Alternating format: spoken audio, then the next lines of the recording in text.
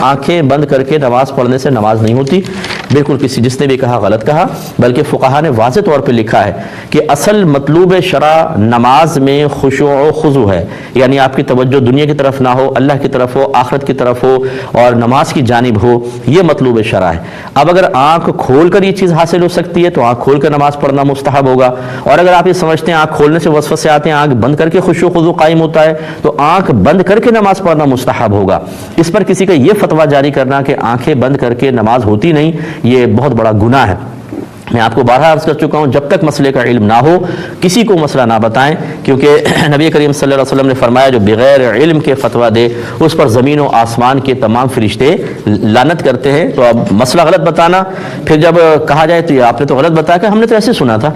تو بھئی ہر سنی سنائی چیز بیان کرنا یہ آپ کے لیے شرعاً جائز نہیں ہے، جب تک کہ آپ اس کی تصدیق نہ کر دیں یا کسی مستند عالم دین سے آپ نے بات سنی تو پھر ٹھیک ہے آپ اس کو بیان کر سکتے ہیں۔